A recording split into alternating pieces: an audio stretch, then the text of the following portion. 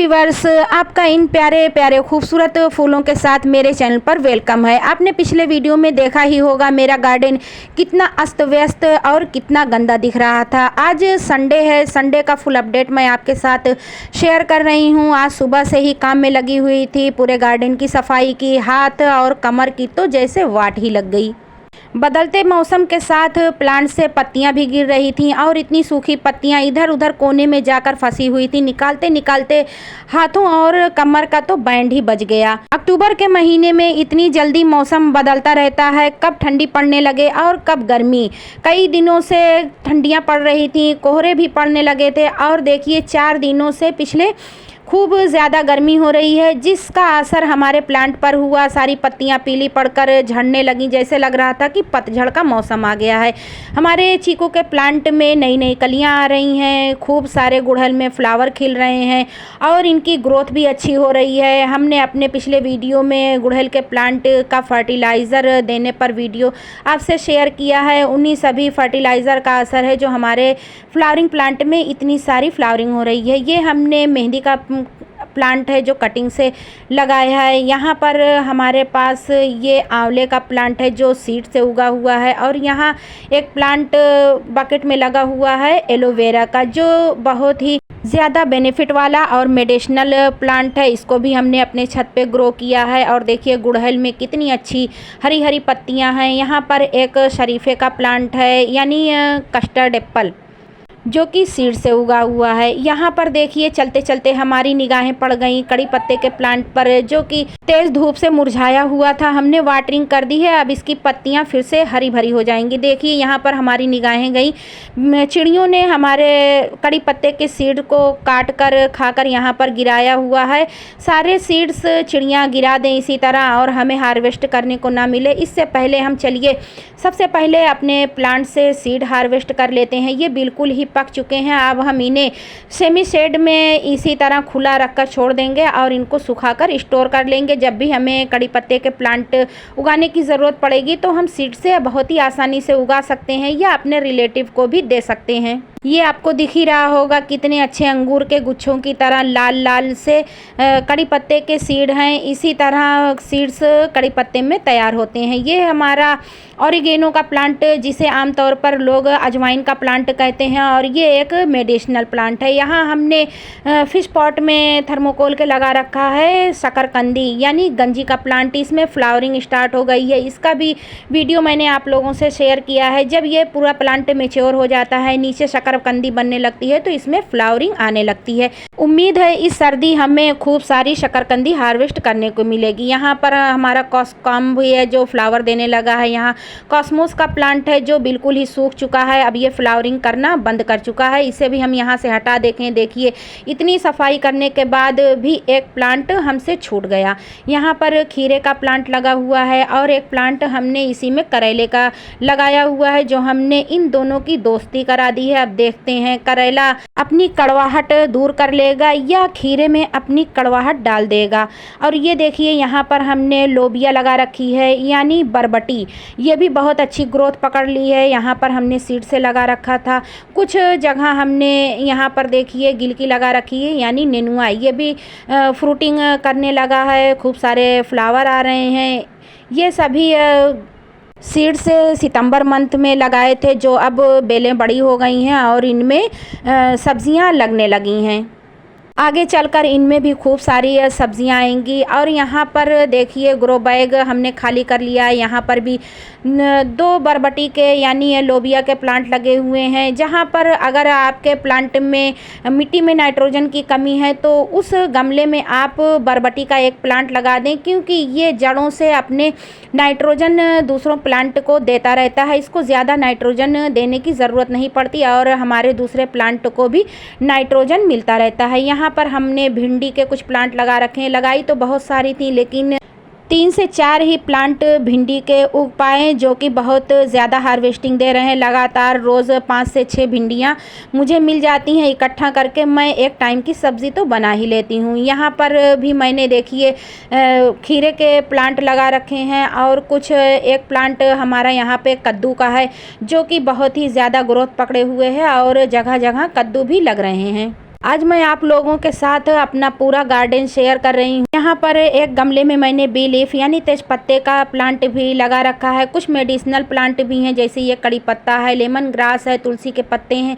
Plant हैं। इनको भी मैंने अपने टेरेस गार्डन में ऐड किया है। अगर हम फ्लावरिंग प्लांट लगाते हैं, सब्जियों के प्लांट या फ्रूटिंग प्लांट लगाते हैं तो कुछ हर्बल और मेडिसिनल प्लांट भी लगाना बहुत ज़रूरी है, जो हमारे रोज़ के काम आते हैं। यहाँ पर मैंने मेहंदी का एक प्लांट 2 से 3 साल हो गए मुझे लगाए हुए, जो कि बहुत अच्छा ग्रोथ कर रहा है। यहाँ पर देखिए ये मदर प्लांट है मैंगोस्टीन का, जिससे मैंने एयर लेयरिंग के ज़रिए एक प्लांट और तैयार किया है, जिसे आपके साथ मैंने शेयर किया है। और ये है मेरा बहुत ही फेवरेट और अच्छा प्लांट ड्रैगन फ्रूट का, जो अभी तक मुझे हार्वेस्टिंग दे रहा है। दिसंबर तक इसमें फ्रूटिंग लगती रहती है। इसे भी आप अपने गार्डन में ऐड कर सकते हैं। ये है चाइना गुआवा प्लांट। ये छोटे से ही प्लांट में भर भर कर फ्रूटिंग देता है। ये है थाई वैरायटी का चीकू, जो मैंने ट्रांसप्लांट किया था, इसकी भी वीडियो आपसे शेयर की थी। यहाँ मैंने लगा रखा है कुछ ड्रैगन फ्रूट प्लांट की कटिंग, और जिन्हें मैंने पॉली बैग में ट्रांसप्लांट कर दिया है, क्योंकि धूप में पड़े पड़े सारे गिलास फट चुके हैं। अब इनमें वाटरिंग करने में बहुत ही परेशानी होती है, इसलिए हमने पॉली बैग में ट्रांसप्लांट कर दिया है। यहाँ पर है हमारा अपराजिता का प्लांट, जिसमें फ्लावरिंग लगातार आ रही है और सीड भी बनने लगे हैं। जब भी ये सीड्स बनने लगे उनके सीड पॉट को हटा दें, जिससे इसमें कंटिन्यू फ्लावरिंग आती रहेगी। यहाँ है हमारा बहुत ही खूबसूरत फ्लावरिंग प्लांट मॉर्निंग ग्लोरी, जो अब सर्दियाँ स्टार्ट होने लगी हैं और इसमें फ्लावरिंग आना बंद हो गई है, प्लांट सूखने लगा है।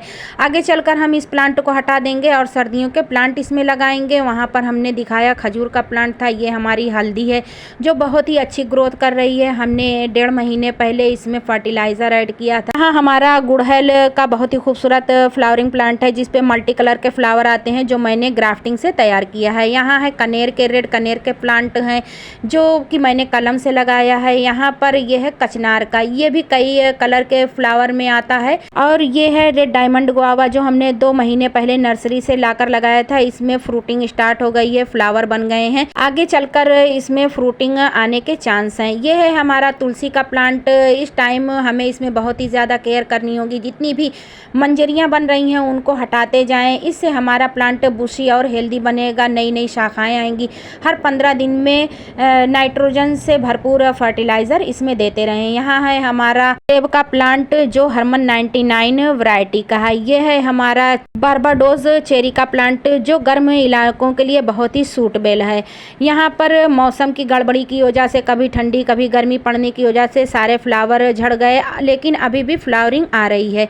यहाँ हमारा है अन्ना एप्पल, जो कि एक वैरायटी है जो कि गर्म स्थानों में बहुत ही अच्छे से चल जाती है। यहाँ हमारा सीडलेस लेमन प्लांट है, इसमें सीड्स नहीं होते। और यहाँ है हमारा स्थल कमल, जो कि मिट्टी में लगता है। दिन में 3 बार एक ही फ्लावर कलर बदलता रहता है। यहाँ है हमारा फालसे का प्लांट, जिसमें एक बार फ्रूटिंग हो चुकी है। और यहाँ पे हमारा एक और प्लांट है चाइना ऑरेंज, जिसकी ग्रोथ बहुत ही अच्छी हो रही है।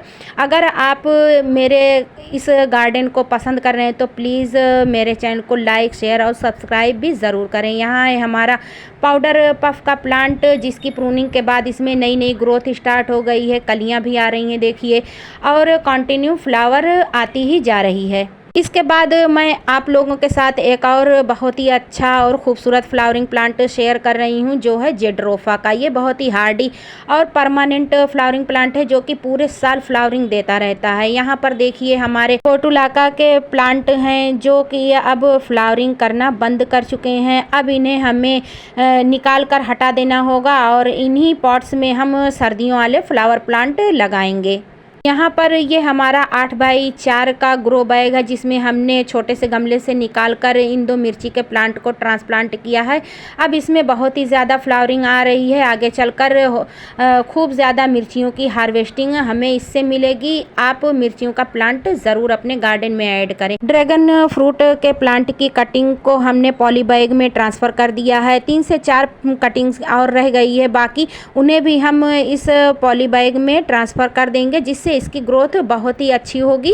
अभी तक आप थर्ड फ्लोर का गार्डनिंग अपडेट देख रहे थे, ये सेकंड फ्लोर का है। यहाँ पर हमारा रजनीगंधा अभी भी फ्लावरिंग कर रहा है और नींबू में देखिए कितनी अच्छी फ्रूटिंग आ रही है, कंटिन्यू कलियाँ बन रही हैं और फ्रूट भी लग रहे हैं। कुछ फ्रूट पक गए हैं जो हम आज हार्वेस्ट कर लेंगे, जिससे होगा ये कि यह सारी एनर्जी हमारे प्लांट की जो हमारे नए फ्रूट्स बन रहे हैं, कलियाँ आ रही हैं, उनमें जाएगी। कहने को तो संडे छुट्टी का दिन होता है, आराम का दिन होता है, लेकिन हम गार्डनर के लिए कैसी छुट्टी कैसा आराम।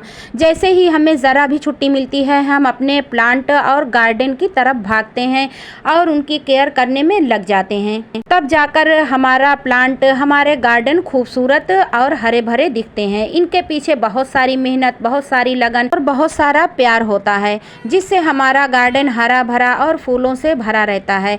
यहाँ पर देखिए मैंने कुछ सीड्स लगाए थे जो कि एक दो सीड्स जर्मिनेट हुए हैं, कहीं कहीं हुए हैं, कहीं नहीं हुए हैं। यहाँ ये स्वीट पी 2 से 3 प्लांट निकले हुए हैं, पता नहीं कौन कौन से प्लांट निकले हैं, कौन नहीं निकले हैं।